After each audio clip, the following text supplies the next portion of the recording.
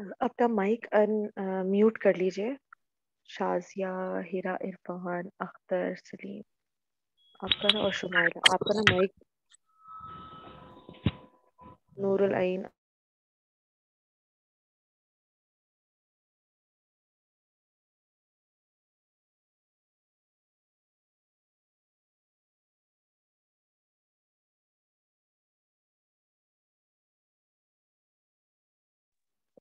सूरह आले इमरान आयत नंबर 34 से हम पढ़ रहे हैं।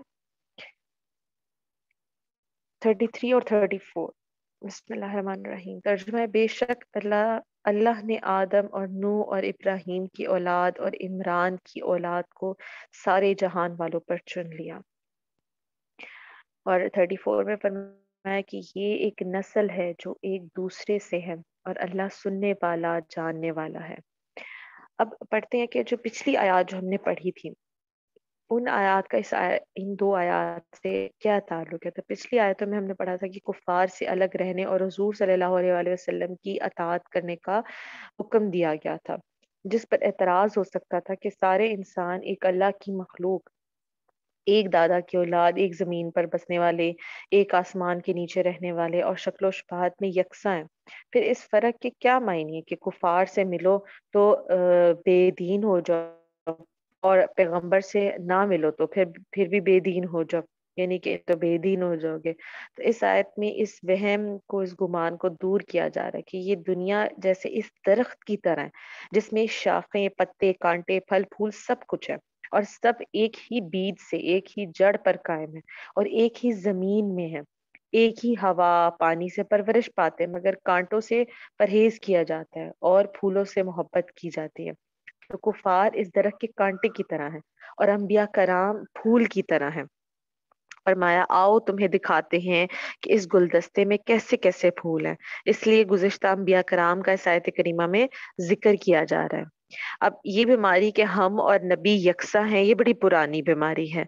मतलब जैसे अभी हमने जिस तरह पढ़ रहे थे हुजूर सल्लल्लाहु अलैहि वसल्लम की बशरियत और नूरानियत के हवाले से, तो ये लगता है ऐसे कि जैसे आज अब ये बीमारी लोगों में पाई जाती है कि अपने आप को नबी की बराबर समझना शुरू कर देते हैं, या ये इस चीज का दावा करना शुरू कर देते हैं। तो ये बीमारी जो है ये बड़ी पुरानी है।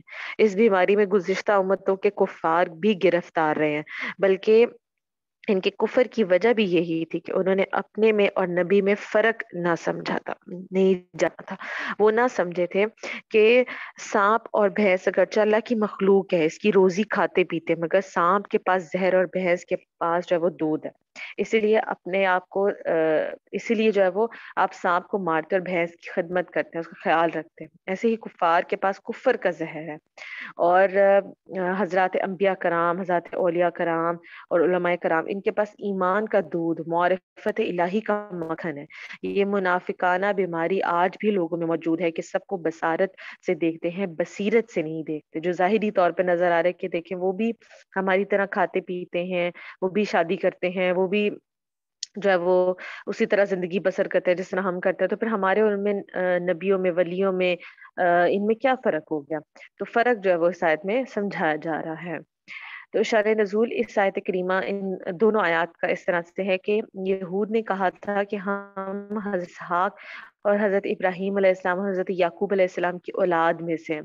और इनके दीन पर, इनके रद में फिर ये जब आयत करीमा नाजिल हुई थी, जिसमें इशारा हुआ था कि वो तमाम खुदा के प्यारे थे, जिनका तुम कह रहे हो ना कि तुम इनकी औलाद में से, तो वो तो अल्लाह ताला के बहुत प्यारे हैं। और तुम जो वो मुशरिक हो, तुम इनके दीन पर कैसे हो सकते हो, तुम कैसे ये दावा कर सकते हो कि तुम जो वो उनके दीन पर हो।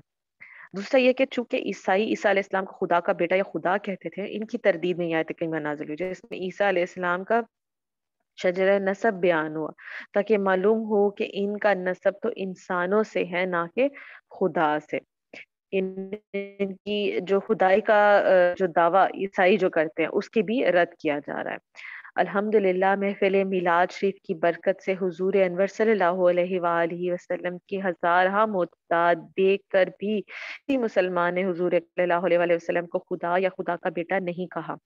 मिलाद में दिन रात सुनते रहते हैं कि हुजूर फना तारीख को पैदा हुए, फना फला दाई के पास उन्हें परवरिश पाई, ظاہر ہے کہ جو پیدا ہوا پرورش پائے وہ خدا یا خدا کا بیٹا کیسے ہو سکتا ہے، بلکہ بندہ ہے، اور یہ میلاد جو ہے وہ در حقیقت شرک کا تو ہے۔ تفسیر اس آیت کریمہ کی ہے کہ فرمایا جا رہا ہے کہ جیسے یہودیوں نے کہا تھا کہ ہم حضرت ابراہیم، حضرت اسحاق، حضرت یعقوب کی اولاد میں سے ہیں، انہی کے دین پر ہے، تو اس پر یہ آیت کریمہ نازل ہوئی، بتا گیا کہ اللہ تعالیٰ نے ان حضرات کو اسلام کے ساتھ برگزیدہ کیا تھا، اور اے یہودیوں تم اسلام پر نہیں ہو، تم جو دعویٰ کرے تمہارا یہ دعویٰ غلط ہے۔ اس آیت کریمہ سے یہ بھی معلوم ہوا کہ اللہ تعالیٰ کے برگزیدہ چنے ہوئے منتخب بندوں کی عظمت و شان بیان کرنا یہ اللہ تعالیٰ کی سنت ہے، جیسے یہاں پر برگزیدہ بندوں کا تذکرہ ہوا ہے، اور اس کے آگے کی آیتوں میں مقربین بارگاہ کا تفصیلی ذکر جو ہے وہ ہم آگے اگلی آیات میں بھی انشاء اللہ تعالیٰ پڑھتے جائیں گے۔ تو فائدے جو ان آیات سے جو ہمیں ملے ہیں کہ فرمایا گیا، پہلا فائدہ یہ کہ نبی غیر نبی سے متعلقاً افضل ہے، کوئی ولی غوث کتب ابدال وہ نبی کے درجے پہ، یعنی کتنا بڑا مقام کیوں نہ مل جائے، لیکن نبی جو ہے وہ سب سے افضل ہی ہوتے ہیں۔ دوسرا یہ کہ انسان فرشتوں سے افضل ہے، یہ بھی للعالمین سے ہمیں معلوم ہے کہ فرشتے عالمین میں داخل ہے، یعنی آدمیت ملکیت سے افضل ہے، بندہ ہونا، بشر ہونا، آدم علیہ السلام کی اولاد میں سے ہونا، یعنی انسان ہونا، یہ فرشتوں سے بھی افضل ہے۔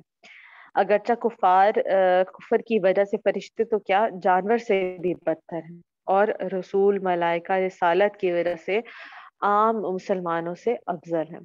تیسرا فائدہ جو میرا مثال سے کہ بیٹی کی اولاد آل میں داخل ہے، جیسے عیسیٰ علیہ السلام کو عمران کی آل کہا گیا، حالانکہ وہ ان کے نواسے ہیں، لہذا سادات کرام حضور صلی اللہ علیہ وسلم کی اولاد میں سے ہیں، کیونکہ حضرت بی بی فاطمہ الزہرا کی جو ہے وہ نسل سے چلتے آ رہے ہیں۔ چوتھا فائدہ یہ کہ سارے پیغمبر اللہ تعالیٰ کے برگزیدہ اور مقبول ہیں، جب تعالیٰ کسی سے ناراض نہیں ہے، وہ سب حضرات فسق و فجور سے پاک ہیں، ہر طرح کے گناہ سے، ہر طرح کی عیب سے جو ہے وہ یہ ہستیاں پاک ہوتی ہیں پیغمبران اعظام۔ پانچواں فائدہ یہ کہ انبیاء کرام جسمانی اور روحانی لحاظ سے سب سے ہیں، ان کی قوت نظری، سننے کی طاقت، سونگنے کی طاقت تمام لوگوں قوی تر ہوتی ہے، یعنی طاقتور ہوتی ہے۔ حضور صلی اللہ علیہ وسلم نے فرمایا کہ مجھے ساری زمین سمیٹ کر دکھا دی گئی، اور میں نماز میں پیچھے بھی دیکھ سکتا ہوں۔ قرآن نے فرما دیا کہ ابراہیم علیہ السلام کو آسمان اور زمین کا ملکوت دکھایا تھا۔ حضرت سلیمان نے 3 میل سے چونٹی کی آواز سن لی تھی۔ چونٹی کی آواز حالانکہ کیسے سنائی دیتی، تو یہ ان کی قوت سماعت تھی، جو اس طرح سے اللہ تعالیٰ کیسے انبیاء کرام کی قوت سماعت کو بھی بڑھا دیتا ہے۔ یعقوب علیہ السلام نے قمیض یوسفی کی خوشبو مصر سے پا لی تھی، حضرت خلیل اللہ کو آگ نہ جلا سکی تھی۔ حضرت علی کرم اللہ وجہ فرماتے ہیں کہ مجھے حضور صلی اللہ علیہ وسلم نے علم کے 1000 باب سکھائے، اور میں نے ہر باب سے 1000 باب علم کے نکالے۔ جب ولی کا یہ حال ہے تو نبی کا علم کتنا ہوگا۔ حضرت سلیمان علیہ السلام کے خادم آصف بن برقیہ ایک آن میں یمن سے بلقیس کا تخت شام میں سے لے آتے ہیں، جس کا قرآن میں سورہ نمل میں ذکر ہے اس واقعے کا۔ تو یہ جسمانی قوت کا یہ عالم ہے، تو پھر ان کی روحانی اور پھر ان کی عقلی قوت، اس کا کیا عالم ہوگا۔ تو اتنا سمجھ لے کہ نبی کی عقل تمام جہان کی عقلوں سے بڑھ کر ہوتی ہے، اور حضور علیہ الصلوۃ والسلام کی عقل تمام پیغمبروں کی عقلوں بھی کئی زیادہ بڑھ کر ہے۔ پھر اگلی جو آیات ہے، اگلی آیت ہے آیت نمبر 35 اور 36۔ فرمایا یاد کرو جب عمران کی بیوی نے عرض کی کہ اے میرے رب، میں تیرے لیے نظر مانتی ہوں کہ میرے پیٹ میں جو اولاد ہے وہ خاص تیرے لیے آزاد وقف ہے، تو مجھ سے یہ قبول کر لے، بے شک تو ہی سننے والا جاننے والا ہے۔ اب جیسے پچھلی آیات میں ہم نے پڑھا کہ انبیاء کرام کی برگزیدگی کا اجمالی ذکر کیا جا رہا تھا، اب آل عمران کی بزرگی کی تفصیل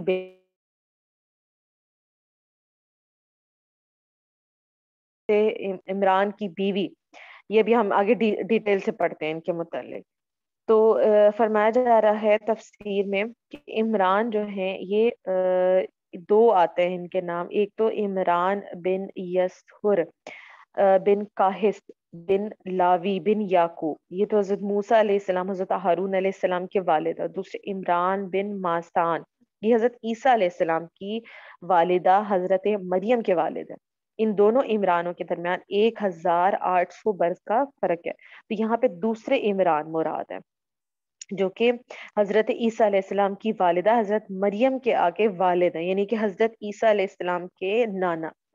تو فرمایا جا رہا ہے کہ ان کی بیوی یعنی حضرت مریم کی والدہ کا نام ہنا بنت فاقوزہ ہے۔ یہاں آیت میں انہی کا جو ہے وہ واقعہ بیان ہو رہا ہے کہ انہوں نے اللہ تعالیٰ کی بارگاہ میں عرض کی تھی کہ اے اللہ، میں تیرے لیے نظر مانتی ہوں کہ جو مجھے تو اولاد دینے والا ہے وہ خاص میں تیرے لیے، تیری بارگاہ میں تیرے لیے وقف کر دوں گی، تیری عبادت کے سوا دنیا کا کوئی کام اس کے متعلق نہ ہوگا، اور بیت المقدس کی خدمت اس کے ذمہ ہوگی۔ یعنی وہ کن کے متعلق فرمانے؟ حضرت مریم علیہ السلام کے متعلق انہوں نے نظر مانی تھی، حضرت مریم کی والدہ نے، کہ یہ جو ہے بیت المقدس کی خدمت ان کے ذمہ ہوگی۔ علماء نے جو ہے وہ اس واقعے کا اس طرح سے ذکر کیا ہے کہ حضرت زکریا علیہ السلام، حضرت عمران، یہ دونوں ہم زلف تھے۔ فاقوزہ کی دختر ایشان حضرت زکریا کی زوجہ تھی، حضرت یحییٰ کی والدہ، اور ان کی بہن حضرت ہینا اور حضرت عمران کی بیوی تھی، اور یہ حضرت مریم کی والدہ تھی۔ ایک زمانے تک حضرت ہینا، ان کے ہاں اولاد نہیں ہو رہی تھی، یہاں تک کہ بڑھاپا آ گیا تھا، مایوسی ہو گئی تھی، تو یہ صالحین کا خاندان تھا، اور یہ سب لوگ اللہ تعالیٰ کے مقبول بندے تھے۔ ایک روز حضرت ہینا نے ایک درخت کے سائے میں ایک چڑیا دیکھی تھی جو اپنے بچے کو دانا کھلا رہی تھی، تو یہ دیکھ کر آپ کے دل میں اولاد کا شوق پیدا ہوا، اور بارگاہ الہی میں دعا کی تھی کہ یا رب، اگر تو مجھے بچہ دے گا اللہ پاک، تو میں جو ہے وہ اس کو بیت المقدس کا خادم بنا دوں گی اور اس کو خدمت کے لیے وقف کر دوں گی۔ چنانچہ جب ان کے ہاں اولاد ہونے والی تھی تو انہوں نے یہ نظر مان لی تھی، اور ان کے شوہر نے فرمایا کہ یہ تم نے کیا کیا؟ اگر لڑکی ہوگی تو وہ کیسے یہ کام کر سکے گی، یعنی وہ خدمت کیسے کر سکے گی؟ اور اس طرح اس کو تو مطلب ایک ہوتا ہے نا کہ پھر وہ تو چھوڑ دینا ہوتا ہے نا ایسی اولاد کو کہ جس کے لیے ایسی نظر مانی جائے، تو وہ کیسے اس قابل ہو سکے گی؟ اس زمانے میں بیت المقدس کی خدمت کے لیے لڑکوں کو دیا جاتا تھا، اور لڑکیاں اپنے مخصوص معاملات یعنی زنانہ کمزوری اور مردوں کے ساتھ نہ رہ سکنے کی وجہ سے اس قابل نہیں سمجھی جاتی تھی، اس لیے حضرت عمران کو شدید فکر لاحق ہو گئی۔ حضرت حنا کے ہاں حضرت مریم کی ولادت سے پہلے حضرت عمران کا بھی یعنی کہ ان کے والد کا جو وہ انتقال ہو گیا تھا۔ یہاں پہ یعنی اس میں جو ہے نا، اس آیت میں اس واقعے کا ذکر ہے، اس نظر کا ذکر ہے جو انہوں نے حضرت مریم کی والدہ نے حضرت مریم کے متعلق جو نظر مانی تھی۔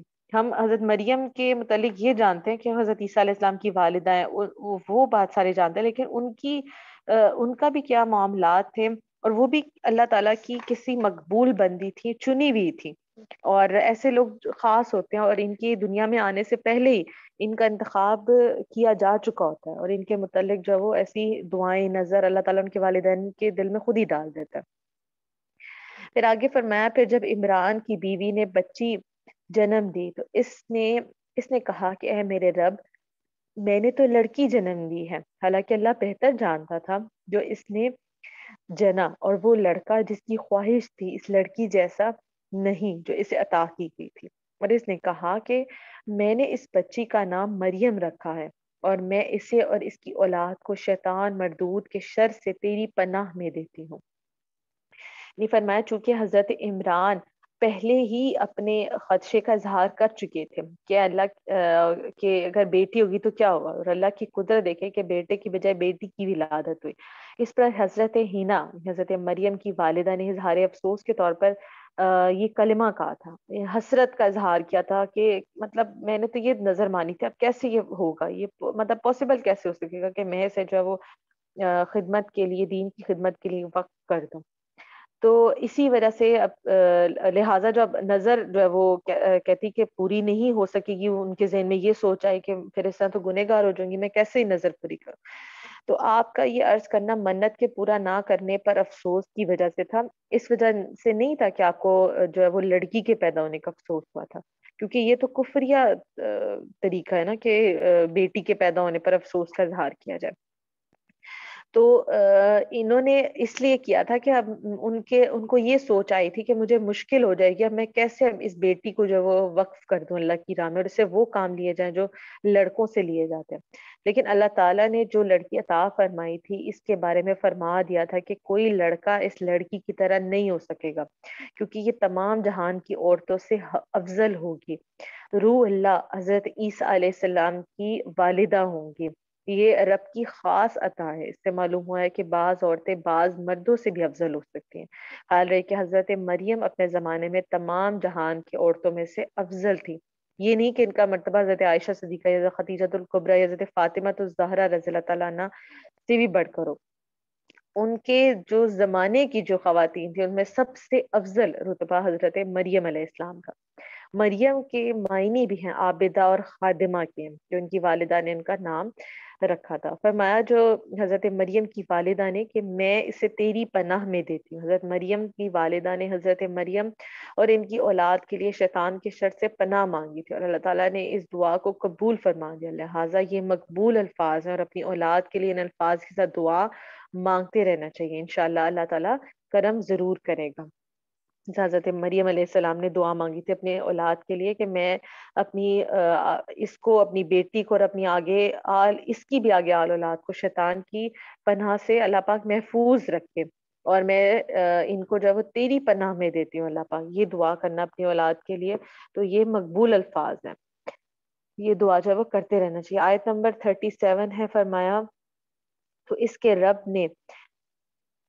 کے رب نے اسے اچھی طرح قبول کیا اور اسے خوب پروان چڑھایا اور ذکریا کو اس کا نگہبان بنا دیا۔ جب کبھی ذکریا اس کے پاس اس کی نماز پڑھنے کی جگہ جاتے تو اس کے پاس پھل پاتے۔ ذکریا نے سوال کیا، اے مریم یہ تمہارے پاس کہاں سے آتے ہیں؟ انہوں نے جواب دیا، یہ اللہ کی طرف سے آتے ہیں، بے شک اللہ تعالیٰ جس سے چاہتا ہے بے شمار رزق عطا فرماتا ہے۔ فرمایا اللہ تعالیٰ نے نظر میں لڑکے کی جگہ حضرت مریم کو قبول فرما لیا اور انہیں احسن انداز میں پروان چڑھایا۔ حضرت مریم علیہ السلام دوسرے بچوں کی بنسبت بہت تیزی کے ساتھ بڑھ رہی تھی۔ حضرت حنا رضی اللہ تعالیٰ عنہ نے ولادت کے وقت حضرت مریم کو ایک کپڑے میں لپیٹ کر بیت المقدس کے علماء کے سامنے پیش کر دیا تھا تاکہ وہ انہیں اپنی کفالت میں لے لیں۔ ان علماء کو بہت معزز شمار کیا جاتا تھا۔ یہ علماء حضرت ہارون علیہ السلام کی اولاد میں سے تھے اور بیت المقدس کی خدمت پر مقرر تھے۔ چونکہ حضرت مریم حضرت عمران کی بیٹی تھی جو ان علماء میں ممتاز تھے، اور ان کا خاندان بھی بنی اسرائیل میں بہت اعلیٰ اور صاحب علم جو ہے وہ خاندانوں میں مشہور تھا، اسی لیے ان سب علماء نے جن کی تعداد 27 تھی حضرت مریم کو اپنی پرورش میں لینے میں رغبت کا اظہار کیا، شوق کا اظہار کیا، کہ مطلب خوشی کا اظہار کیا کہ ہم وہ ان کو اپنی پرورش میں لیں۔ حضرت ذکریہ علیہ السلام نے فرمایا کہ میں ان کا سب سے زیادہ حقدار ہوں کیونکہ میرے گھر میں ان کی خالہ موجود ہے، یعنی کہ رشتہ داری بھی ہے۔ معاملہ اس پر ختم ہوا کہ قرآن اندازی کی جائے، چنانچہ قرآن جو ہے وہ حضرت ذکریہ علیہ السلام ہی کے نام پر نکلا۔ یوں حضرت مریم حضرت ذکریہ علیہ السلام کی کفالت میں ان کو لے لیا گیا، اور پھر انہوں نے جو وہ حضرت ذکریہ نے حضرت مریم علیہ السلام کی کفالت کی تھی۔ پھر فرمایا اللہ تعالیٰ نے حضرت مریم کو بہت عظمت عطا فرمائی۔ آپ کے پاس بے موسمی پھل آیا کرتے تھے جو کہ جنت سے اتارے جاتے تھے۔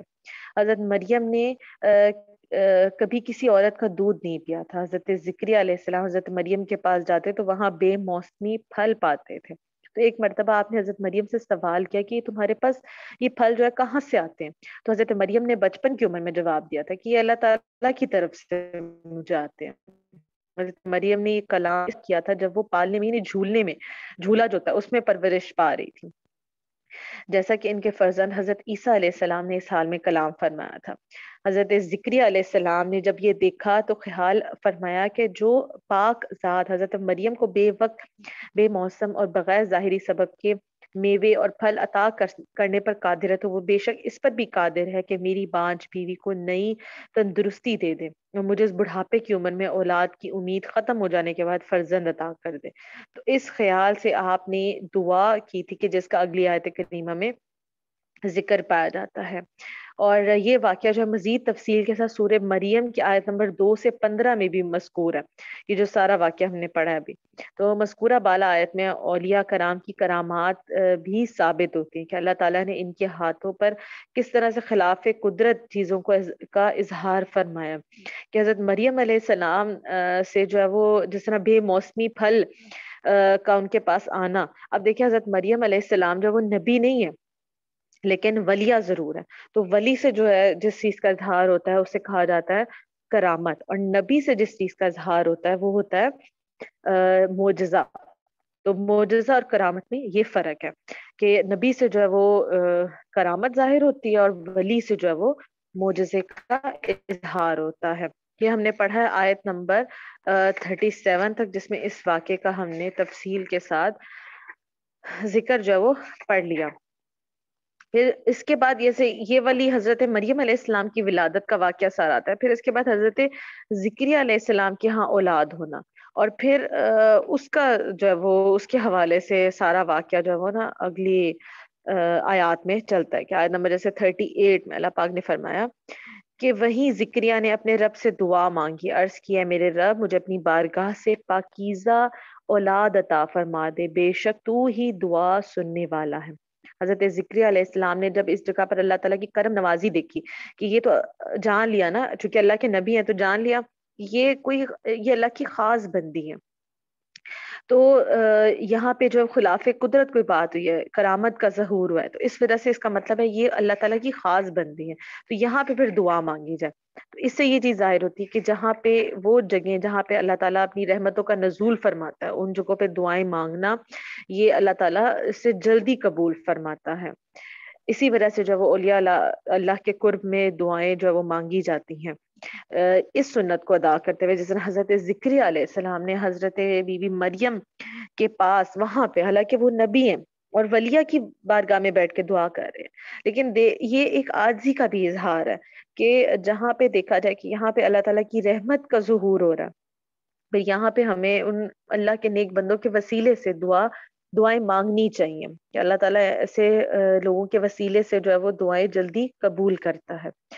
تو فرمایا کہ سائد میں چند چیزیں جسے ہمیں معلوم ہوتی ہیں کہ جس جگہ رحمت الہی کا نزول ہو وہاں دعا مانگنی چاہیے، جیسے جس مقام پر حضرت مریم کو غیب سے رزق ملتا تھا وہیں حضرت ذکریہ علیہ السلام نے دعا مانگی، اس وجہ سے خانہ کعبہ اور تاجدار رسالت میں آپ صلی اللہ علیہ وآلہ وسلم کے روزے اقدس اور مزارات اولیاء کرام پر دعائیں مانگی جاتی ہیں۔ یہ بہت زیادہ فائدہ مند ہے کہ یہ مقامات رحمت الہی کی بارش یہاں پہ برستی ہیں ان مقامات پہ۔ دوسرا علماء کرام نے اس جگہ کو مقبولیت کے مقامات سے شمار کیا جہاں کسی کی دعا قبول ہوئی ہو، لہٰذا جہاں اولیاء کرام کا وجود ہو یا جہاں وہ رہے ہوں وہاں دعا ضرور کرنی چاہیے، کیونکہ اولیاء کرام بکثرت دعائیں کرتے رہتے ہیں اور ان کی دعا بھی قبول ہوتی ہے، تو جہاں وہ رہے ہوں وہاں دعائیں ضرور قبول ہوئی ہوں گی۔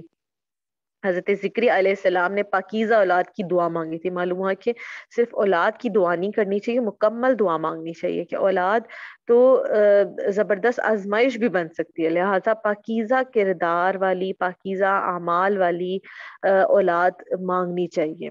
یہ ہم لوگ عام طور پہ اس چیز کا خیال نہیں رکھتے ہیں دعا مانگنے میں، تو کہ بس اولاد دیتے اللہ پاک، بس بیٹا ہے بیٹا دے دے، بس یہی دعا مانگ، بیٹی نہیں ہے تو بیٹی دے دے، یہی دعا مانگی جاتی ہے، لیکن مکمل دعا مانگنی چاہیے کہ اللہ پاک پاکیزہ اولاد دے جو نیک اعمال کرنے والی بھی ہو۔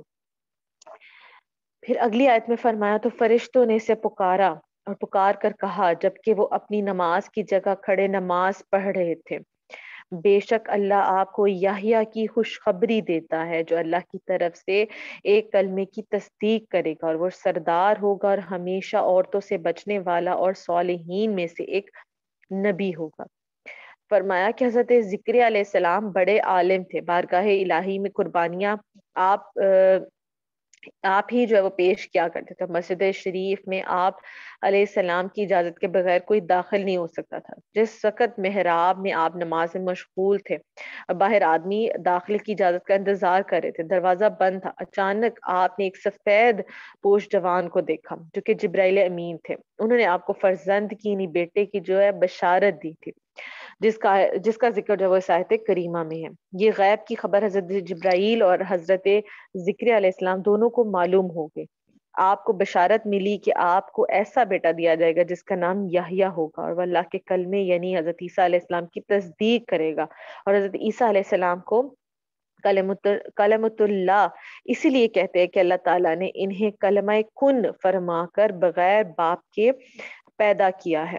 حضرت عیسیٰ علیہ السلام پر سب سے پہلے ایمان لانے اور ان کی تصدیق کرنے والے بھی حضرت یحییٰ علیہ السلام جو حضرت ذکر علیہ السلام کے بیٹے ہیں. یعنی کیونکہ اللہ تعالیٰ کو معلوم تھا کہ یہ سارا کچھ ہونے والا تھا، تو اللہ تعالیٰ نے پھر ایسا ایک انتظام بھی بنا دیا کہ حضرت عیسیٰ علیہ السلام پر اعتراضات ہوں گے جس طرح حضرت مریم علیہ السلام پر، تو ان اعتراضات کو اس ٹائم دور کرنے والے کون ہوں گے؟ حضرت یحییٰ علیہ السلام ہوں گے، جو حضرت عیسیٰ علیہ السلام سے عمر میں 6 ماہ بڑے تھے. حضرت یحییٰ علیہ السلام کی والدہ حضرت مریم سے ملی تو انہوں نے جو اپنے حاملہ ہونے پر مطلع کیا. حضرت مریم نے فرمایا کہ میں بھی حاملہ ہوں. حضرت یحییٰ کی والدہ نے کہا، مریم مجھے یوں لگتا ہے کہ میرے ہاں جو اولاد ہونے والی ہے وہ تمہاری ہاں جو اولاد ہونے والی ہوگی اس کو سجدہ کرتی ہے. یہ اس کا ذکر جو ہے یعنی تفسیر میں آتا ہے کہ حضرت یحییٰ علیہ السلام کی والدہ کو یہ لگتا تھا کہ یہ ان کی تصدیق کریں گی، ان کو یعنی کہ ان کو مانیں گی، یہ ایسی ہستی پیدا ہونے والی ہیں. آیت مبارکہ میں حضرت یحییٰ علیہ السلام کے 4 اوصاف یہاں پہ جو وہ بیان کیے جا رہے ہیں کہ مصدق ہیں، سید ہیں، اور حسورن، اور پھر صالحین میں سے. مصدق یعنی تصدیق کرنے والا، اور سید یعنی تصدیق کیوں کرنے والے ہوں گے اس کا ذکر یعنی ہم نے بتا دیا کہ کس چیز کی تصدیق کرنے والے ہوں گے. اور پھر سید یعنی سردار ہوں گے. سید اس رئیس کو بھی کہتے ہیں جو مخدوم ہو، یعنی لوگ اس کی خدمت اور اطاعت کرنے والے ہوں. حضرت یحییٰ مومنین کے سردار اور علم و حلم اور دین میں ان کے رئیس تھے. اور حسور یعنی عورتوں سے بچنے والے. حسور وہ شخص ہوتا ہے جو قوت کے باوجود عورت سے رغبت نہ کھائے. تو یہ ان کی جو صفت حضرت یحییٰ علیہ السلام کی بیان کی جا رہی ہے. اور پھر صالحین میں سے ایک نبی ہوں گے. تو یہ جو ہے اس سے اگلا جو ہے انشاءاللہ تعالی ہم اس واقعے کو ڈیٹیل سے اور آگے پڑھیں گے. آیت نمبر 40 سے آنورڈز ہم اگلے لیکچر میں پڑھیں گے. دعا کرتے ہیں کہ آج جو پڑھا سمجھا اللہ تعالیٰ سے اپنی بارگاہ میں قبول و منظور فرمائے. کوئی غلطی کوتاہی ہوگی ہو تو اللہ پاک معافی عطا فرمائے. ہم سب کو قرآن پاک پڑھنے، سمجھنے اور اس پر عمل پیرا ہونے کی توفیق عطا فرمائے. آمین ثم آمین.